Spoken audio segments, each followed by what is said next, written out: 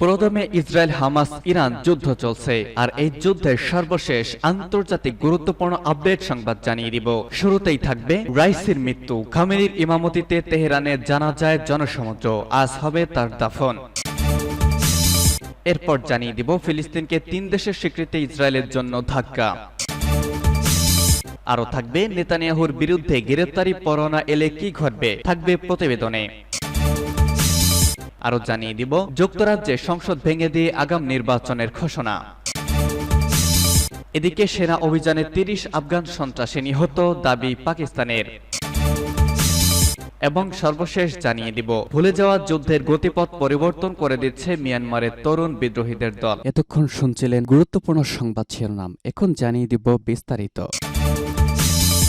রাইসির মৃত্যু, খামেনির ইমামতিতে তেহরানে জানাজায় জনসমুদ্র। হেলিকপ্টার দুর্ঘটনায় নিহত ইরানের প্রেসিডেন্ট ইব্রাহিম রাইসি এবং পররাষ্ট্রমন্ত্রীর জানাজায় ইমামতি করেছেন দেশটির সর্বোচ্চ নেতা আয়াতুল্লাহ আলী খামেনি।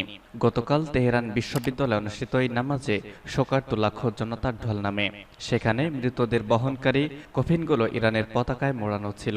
জানাজা শেষে মোনাজাতে খামেনি বলেন, হে আল্লাহ, আমরা তার কাছ থেকে কখনো খারাপ কিছু পাইনি। প্রিয় রাইসি ক্লান্তি কি তা জানতেন না। ইরানি জাতি এই দুঃখজনক ঘটনায় একজন আন্তরিক ও মূল্যবান সেবককে হারিয়েছে।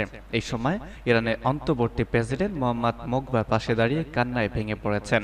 রবিবার আজারবাইজান সীমান্তের কাছে হেলিকপ্টার দুর্ঘটনায় প্রেসিডেন্ট রাইসি, পররাষ্ট্রমন্ত্রী হোসেন আমির আবদুল্লাহিয়ান সহ 8 জনের মৃত্যু হয়। তেহরানের জনগণ রাইসির কফিন বহন করার সময় আমেরিকার মৃত্যু হোক বলে স্লোগান দেয়। ইরানের সরকারি প্রেস টিভির প্রতিবেদনে বলা হয়, তেহরানের কেন্দ্রস্থল থেকে ঐতিহাসিক আজাদি স্কোয়ারে লাশ বহন করে নিয়ে যায় মিলিয়ন মিলিয়ন মানুষ। এই ময়দানে রাইসি অতীতে বক্তব্য দিয়েছিলেন। ইরানে আধা সরকারি মেহর নিউজ এজেন্সি জানায়, রাইসির জানাজার আগে তার প্রতি শ্রদ্ধা জানায় অন্তত 15 জন রাষ্ট্র ও সরকার প্রধান এবং সিনিয়র কূটনৈতিক তেহরানের সমবেত হন।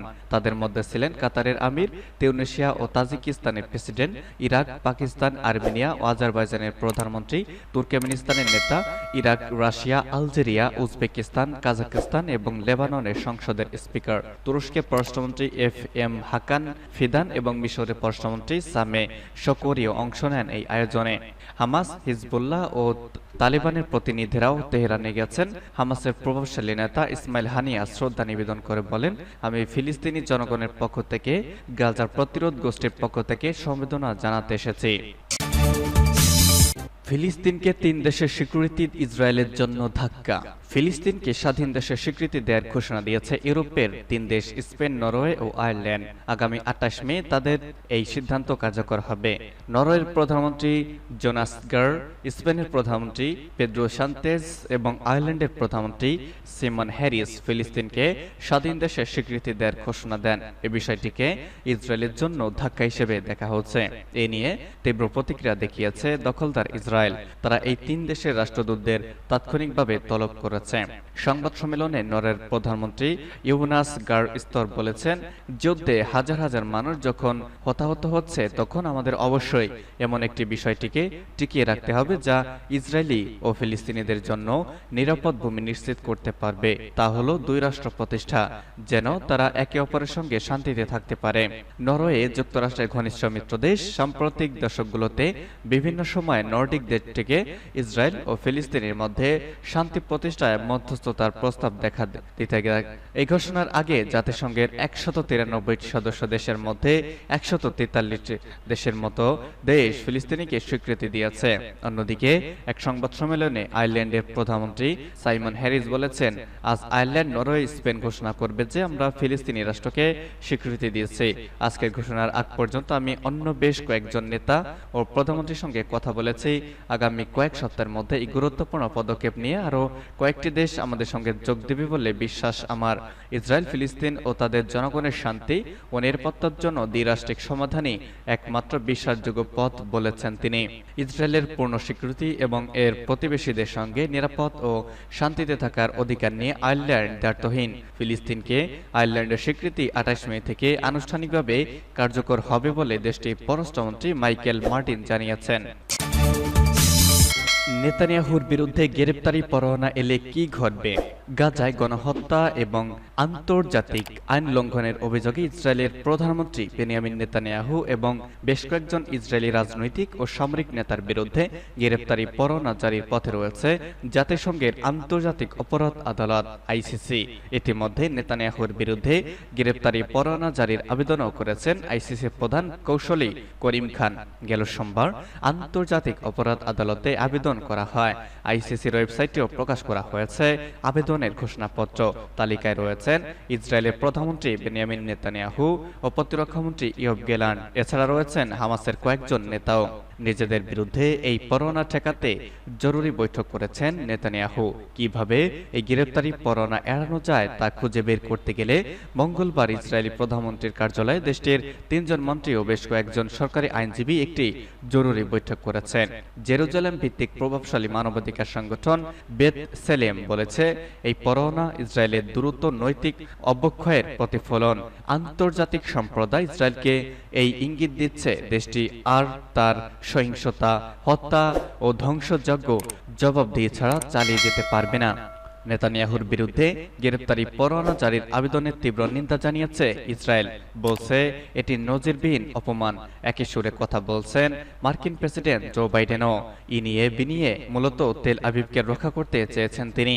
এখন ইসরায়েলি নেতাদের বিরুদ্ধে গ্রেপ্তারি পরোয়ানা জারির বিষয়ে বিবেচনা করবেন আইসিসির বিচারপতিদের একটি প্যানেল। পরোয়ানা জারি হলে আদালতের রোম সংবিধিতে স্বাক্ষরকারী দেশগুলোর সুযোগ থাকলে সংশ্লিষ্ট ব্যক্তিদের আটক করতে বাধ্য থাকবে।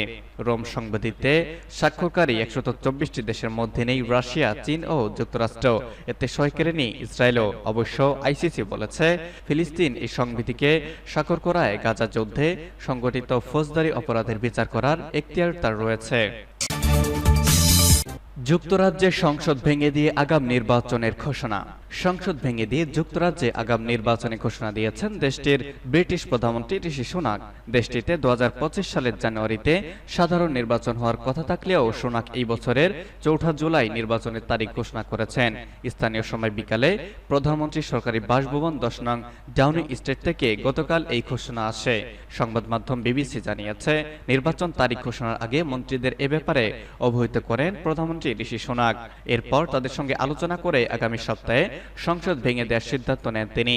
মন্ত্রীদের সঙ্গে বৈঠকের আগে রাজা তৃতীয় চার্লসের কাছে যান তিনি। সেখানে সংসদ ভেঙে দেওয়া ও নতুন নির্বাচন আয়োজনের জন্য রাজার অনুমতি চান তিনি। রাজা চার্লস অনুমতি প্রদানের পর একটি জনসমুখে ঘোষণা করেছেন তিনি। গত ১৪ বছর ধরে ক্ষমতায় রয়েছে ঋষি সুনাকের দল কনজারভেটিভ পার্টি। তবে এই মুহূর্তে তাদের জনসমর্থন তলানিতে রয়েছে। ধারণা করা হচ্ছে ৪ জুলাইয়ের নির্বাচনের মাধ্যমে ব্রিটেনে ফিরে আসতে পারে লেবার পার্টির শাসন। সেনা অভিযানে ৩০ আফগান সন্ত্রাসী নিহত, দাবি পাকিস্তানের। গত ৩০ দিনে দেশের বিভিন্ন স্থানে অভিযান পরিচালনা করে অন্তত ৩০ জন আফগান সন্ত্রাসীকে হত্যার দাবি করেছে পাকিস্তানের সেনাবাহিনী। একটি বিবৃতিতেই দাবি করেছে পাকিস্তান সেনাবাহিনীর আন্তঃবাহিনী জনসংযোগ দপ্তর আইএসপিআর। ২০২১ সালে তালিবান ক্ষমতা আসার পর থেকে আফগানিস্তান সন্ত্রাসী কর্মকাণ্ডের প্রজনন ক্ষেত্রে হয়ে উঠেছে উল্লেখ করে যুক্তরাষ্ট্রের এক প্রতিবেদন প্রকাশের একদিন পরেই এই ঘোষণা দিল পাকিস্তান সেনাবাহিনী। চলমান সন্ত্রাস বিরোধী অভিযানের বিস্তারিত বিবরণ দিতে গিয়ে বিবৃতিতে পাকিস্তানের আইএসপিআর বলেছে, সামরিক বাহিনী খাইবার পাখতুনখোয়া বেলুচিস্তান সীমান্ত প্রদেশের কিছু অংশের উপর নজর রাখছে। এক সপ্তাহ আগে একটি অভিযানে সেনাবাহিনীর একজন মেজর নিহত হয়েছিলেন বলেও উল্লেখ করা হয়েছে ওই বিবৃতিতে। সর্বশেষ জানিয়ে দিব, ভুলে যাওয়া যুদ্ধের গতিপথ পরিবর্তন করে দিচ্ছে মিয়ানমারের তরুণ বিদ্রোহীদের দল। নিজের সম্মান আকৃতির দুটো বিশাল স্পিকার বহন করে পাথুরে পাহাড়ের চূড়ায় নিয়ে যান বহনকারী। প্রায় ৮০০ মিটার নিচে পাশাং শহরে ছড়িয়ে ছিটিয়ে আছে মিয়ানমারের সেনা ঘাঁটি। সেদিনের তাপমাত্রা ছিল প্রায় ৪০ ডিগ্রি সেলসিয়াসের ওপরে।